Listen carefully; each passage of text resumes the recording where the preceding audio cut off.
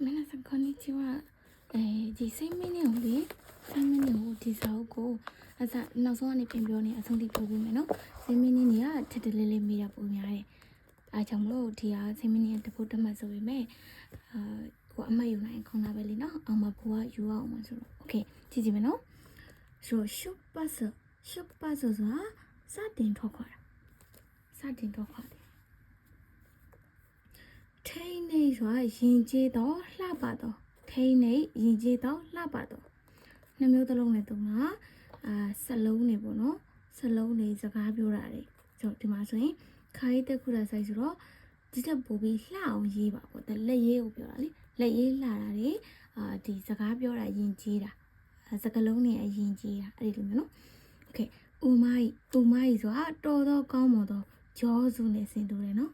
ဦးမကြီးဆိုတာတော်တော့ကောင်းမတော့ဂျောစုနဲ့တူတယ်နေဘူးဆိုတာအိတ်လွန်သွားတာအိယာထားနောက်ကြတာ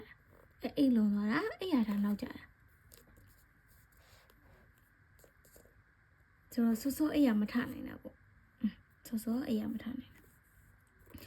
ဟိုမဲတာလည်းမရှိတာကြီးကျူးခံရသည်ဟိုမဲတို့ကကြီးကျူးတာလာလေးမက်ကိုကတ်လိုက်တာလာလေးကိုတွေ့နေရင်သူဒီနိုင်ဒီလားခံရတာလားနှစ်ခုရဲ့တစ်ခုပဲလေလာလေးမက်ကိုတွေ့ရင်နိုင်ဒီလားခံရတာလားဒါပဲရှိတာဆိုတော့ချီကျူးခံရတာ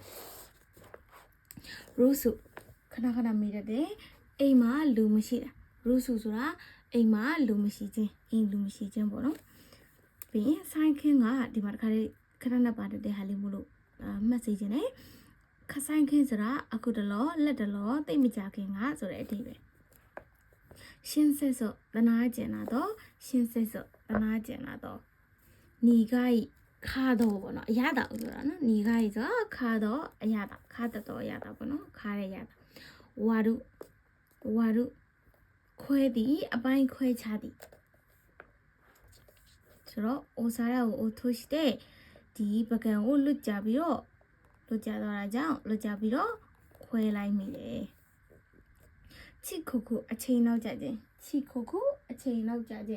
ဒီနေရာမှာဒီကောင်ရဲ့သူ့ရဲ့ opposite ပေါ့နော်ဆိုတော့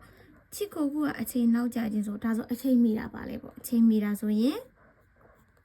မာနီ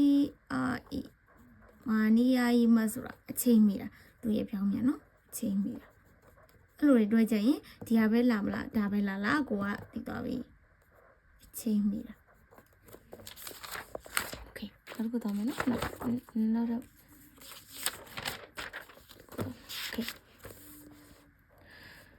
တိုင်းကြီးနာခဏပါတယ်တွေ့လားတိုင်းကြီးနာအရေးကြီးတော့အရေးပါတော့ခင်အန်းဆိုတာဆေးလေးတောက်ခွင့်မပြုတဲ့နေရာဆေးလေးမတောက်ရဆိုတဲ့နေရာဆေးလေးမတောက်ရခင်ဒါမှတ်တာနော်ဒါလည်းခဏမေးတယ်ခင်အန်းဆိုတာဆေးလေးမတောက်ရတဲ့နေရာဆေးလေးတောက်ခွင့်မပြုတဲ့နေရာရှိခါရာတဲ့မရှိတာဆူခံရတယ်ရှိခါရူဆိုတာငေါ့တာရှိခါလာလည်းမရှိတာလာလည်းမဆွမ်းနာလိုပဲတူတူပဲတွေ့လားလာလည်းမတ်ကလိုက်တာလာလည်းမသိနိုင်ဒီနဲ့ခံရတာနှစ်ခုရဲ့တစ်ခုပဲရှိခါရူကဆူတာဆိုတော့ဆူခံရတာဖြစ်တော့တာပေါ့ဆိုတော့ဆူခံရတာရဲ့ opposite ဆိုရင်ဆွမ်းနာမောတို့တွေ့ခဲ့တဲ့ဟိုမဲလာလည်းမရှိတာပဲထားပါဟိုမဲလာလည်းမရှိတာချီမွန်ခံရချီကျူခံရပါနော်ချီကျူရေးလိုက်မယ်နော်ချီကျူခံရတယ်အဲ့လိုတွဲမှတ်ထားရင်ကောင်းတယ်နော်ဖေရပဲလာကိုကရရောထိုးခဲမဆိုတာပစ္စည်းတွေပို့တာပစ္စည်းပို့သည်ပစ္စည်းရောက်လာတယ်ထိုးခဲမဆိုတော့မိုတေခဲမပစ္စည်းပို့တာဆိုတော့ပစ္စည်းတွေကိုယူပြီးတော့လာမှာလေဟုတ်တယ်မပစ္စည်းပို့တယ်ဆိုပစ္စည်းတွေကိုယူပြီးတော့လာမှာလေဆိုတော့ဒီကဒီတိုင်းလေးပဲအောက်ကလေးကဒီနှစ်ခုလေးရုံမှာဆိုလို့ခါရဲလေးမှဆိုတာပြန်တာခါရဲရှိမှဆိုရင်ပစ္စည်းကိုပြန်ပေးတာသူကခဏငှားထားတာပြန်ပေးတာပေါ့အဲ့ဒီလိုပုံစံမျိုးသူရဲ့ပစ္စည်းကိုပြန်ပေးတာပိုင်ရှင်ကသူများကိုကခဏယူသုံးတာကိုစီမှာခဏရောက်နေရပါအဲ့ဒါကိုပြန်ပေးတာစေးစံခဏမေးတယ်နော်စေးစံဆိုတာထုတ်လို့တာမဟုတ်လို့ရှိမှတစ်ခါတော့ပြီးတာနော်စေးစံဆိုတာထုတ်လို့တာဆိုတဲ့အတွက်စုခုဒီမှာပြုတ်လို့တာပဲပေါ့ရာခုစုခုချင်းဆိုထားတဲ့ကိစ္စဂိမ်းပေးထားတဲ့ကိစ္စ အိုလေးခဏနဲ့တွေ့လားအိုလေးဆိုတာကျေးဇူးတရားကျေးဇူးတင်ခြင်းအိုလေးနိဆိုပြီးနိကက်လိုက်ရင်ကျေးဇူးတင်သောအဖြစ်အိုလေးနိဆိုရင်သူ့ရဲ့အဓိပ္ပာယ်ကျေးဇူးတင်သောအဖြစ်ဆိုတဲ့အဓိပ္ပာယ်ဖြစ်သွားမယ်နော်ကျေးဇူးတင်သောအဖြစ်ဒီမှာဆိုရင်အိုလေးကိုအေးမရှိတာကျေးဇူးတင်ခြင်းကိုပြောခဲ့တယ်သူကျေးဇူးတင်ကြောင်းပြောခဲ့တယ်ဆိုတဲ့အဓိပ္ပာယ်ဒီအောင်ယူရမှာနော်ထိနေရင်ကျေးတော့လှပါတော့ဆိုတော့တစ်ခါတွေ့ပြီးသားစကားပြောတဲ့စကားလုံးတွေကလှပါတယ်စကားပြောတာလှပါတယ်ဒါမှမဟုတ်လို့ရှိရင်စာရေးတာသူ့ရဲ့လက်ရေးကလှလိုက်တာသူစာရေးတာလှလိုက်တာလှအောင်ရေးပါဒီလိုမျိုးလက်ရေးတွေဒါအသုံးများတဲ့ဟာလေးအမနောက်မှာအဲ့လိုထည့်ပြီးထားရနော်ဆိုတော့စာရေးတဲ့နေရာတွေမှာစကားပြောတဲ့နေရာတွေမှာသုံးတယ်နူတဲ့တို့ရေးဆိုတာဆိုတော့ရေးနဲ့ပတ်သက်တဲ့ဟာကြည့်ကြည့်ဒီမှာအမယ်ပဲရှိမှာပေါ့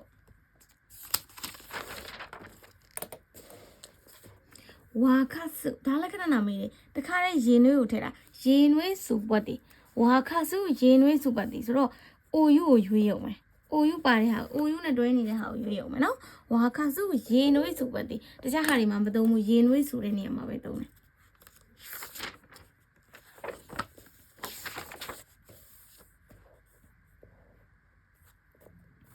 ဥဆိုအလေညာမူသားဆိုတော့ဟွန်းသူဆိုတာအမှန်တကယ်ဟွန်းသူကြအာလီမဆန်အမှန်တကယ်မဟုတ်ဘူးဆိုတော့လိန်တာပေါ့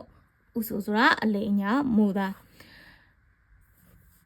မိုရိုလီမတ်ရန်လာတာခါယေလီမတ်မိုရိုလီမတ်အတူတူပဲနော်ခါယေလီမတ်မိုရိုလီမတ်အတူတူပဲပြန်လာတာပြန်ရောက်တာပြန်လာတာဒီမှာတခါတည်းမမခဏရီရင်စာပိုက်ကြီးတွေမှာပါတဲ့ခိုရောဂေါရောအတူတူပဲဆိုတော့အဲ့ဒီအချိန်လောက်ကအဲ့ဒီအချိန်တုန်းကခလေးဘွားပေါ့ခိုရိုမိုနိုကိုရောဆိုရင်ငါခလေးဘွားတော့ငါခလေးလေးတုန်းကဒါမှမဟုတ်ရင်ဒိုင်ကာကုစေကိုတော့ငါတက္ကသိုလ်ကျောင်းသားဘွားတော့ငါခိုစေကိုတော့ငါအထက်တန်းကျောင်းသားဘွားတော့ငါအထက်တန်းကျောင်းသားလောက်ကငါအထက်တန်းကျောင်းသားအချိန်လောက်ကဆိုအဲ့ဒီလိုမျိုးနော်နန်းကြီးကိုတော့ဆိုဘယ်အချိန်လောက်ဆိုတဲ့အဓိပ္ပာယ်လောက်ဆိုတဲ့အဓိပ္ပာယ်နော်ဒီဟာကနမေးတယ်မမတရှိပါတခါပြောပေးတာနော်ထထလေးလေးတွေပါနေမှတ်မိတယ်မလားဒီဟာဒီမှတ်မိသွားရင်ဓမ္မတန်နေအမှတ်ယူနိုင်ပြီဒီကောင်လေးကို you knew you should the တင်ပို့တာကိုကပို့တာဖြစ်တယ်တော့ကိုကရောင်းတာပေါ့ you knew တင်သွင်းတာဆိုကိုရှိကိုတွင်းတာဖြစ်တယ်တော့ကိုကဝယ်တာပေါ့ဆိုတော့ urimas ခိုင်မန်နဲ့ပဲပြန်ပြီးရွေးချရုံပဲ you should ကတင်ပို့တာနေမို့လားဆိုတော့ကိုကရောင်းလိုက်တာလေဆိုတော့ Urimas နော် you knew ဆိုရင်ခိုင်မစကိုဝယ်တာဖြစ်မယ်နော်နီကိုအရှင်မတကတွေ့ပြီးသားမမိလားနီကိုပြုံးစေးလို့တာပြုံးလို့တာအဲ့ဒါမို့သူ့ရဲ့နီးစက်တာဒီတစ်ချက်တည်းထူတာမဟုတ်ပေမဲ့နီးစက်တာဒီဝါရာကြီးမှာရေနေတာပြုံးရနေတာပေါ့ဒီနေရာမှာအာတရာရှိခါကူကဟိုရှိခါကူဆိုတာအိမ်ပရိဘောကပစ္စည်းအိမ်တွင်ပရိဘောကပစ္စည်းအိမ်တွင်ပရိဘောကပစ္စည်းတွေဆိုတော့ကင်မရာတွေအိတ်တွေနှုတ်တွေဘောပန်တွေအဲ့လိုမဟုတ်ဘူးလေဆိုတော့ဒီမှာစုခွေဇပွဲတို့ဘတ်တို့အိယာတို့ပေါ့အိယာတို့ကတဲ့လို့အဲ့လိုဖြစ်သွားမယ်နော်စန်တာခုအဝိရှောဖို့ချင်းစန်တာခုအဝိရှောဖို့ချင်းဆိုတော့အဝိနဲ့ဆိုင်တဲ့ဟာတွေရွေးရုံပဲရှက်စုတွေပန့်စုတွေအင်ကြီးတွေပေါင်းမိတွေပေါ့ဟုတ်ဒီဟာတစ်ချိန်လုံးခဏပါတာနော်ဓမ္မတန်နေမှာပါလိုက်စာပိုက်ကြီးထဲမှာပါလိုက်ခဏပါတာဒီကောင်ခိုမိမပြည့်ကြတာနေရာတွေပြည့်ကြမယ်လူတွေပြည့်ကြနေမယ်ကားတွေပြည့်ကြနေမယ်ယထာတွေပြည့်ကြနေမယ်လမ်းတွေပိတ်နေမှာပေါ့လမ်းတွေပိတ်နေမှာပေါ့ဆိုတော့ခိုမိမနေရာပြည့်ကြသည်သူ့ရဲ့ပြောင်းပြန်ဆိုရင်ဆူခီမတ်နေရာချောင်းတာနေရာရှိတာနေရာချောင်းတာတနေရာပြည့်လူနေတာပေါ့နော်ခိုမိမဆူခီမတ်နေရာပြည့်ကြသည်ဆူခီမတ်နေရာချောင်းသည်ဒီနားလေးကနီအိုဦးဆိုတော့ဒါမဟုတ်ဘူးနော်နီအောက်နီအောက်လည်းခဏမေးတယ်နော်ဖတ်တာနီအောက်ဆိုတာ live ဖတ်သည်ဆိုတဲ့အတိပဲဘယ်လိုမျိုးလဲဆိုရင်ခန္ဓာကိုယ်မှာဝစ်စင်တဲ့အရာတွေခန္ဓာကိုယ်မှာဝစ်စင်တဲ့အရာတွေအစားဒီဝစားလေးနဲ့နင်းနေလိုက်တယ်ဒီစပင်လေးနဲ့နင်းနေလိုက်တယ်ဒီအယောင်လေးနဲ့နင်းနေလိုက်တယ်ဒီအုတ်ထုတ်လေးနဲ့နင်းနေလိုက်တယ်အဲ့ဒီလိုမျိုးခန္ဓာကိုယ်မှာဝစ်စင်တဲ့ဒီငကက်ကလေးနဲ့နင်းနေလိုက်တယ်အဲ့ဒီလိုမျိုးလေအဲ့လိုလူနဲ့live ဖတ်တဲ့ဥစ္စာတွေမှာတုံးတာနော်တခြားနေရာမှာမတုံးဘူးဆိုတာတဲတို့ဒီဟာဘယ်နှခါမှငုံမသိမမတစ်ချိန်လုံးပြောတာဟုတ်တယ်နော်ပြုစုပြုထောင်ဒီကလေးလေးတွေကိုပြုစုပြုထောင်မယ်အပင်တွေကိုပြုစုပြုထောင်မယ်ဇေဟိလေကြပါကျင်းတွေပေါ့ဇေဟိလေကြပါကျင်းတွေပေါ့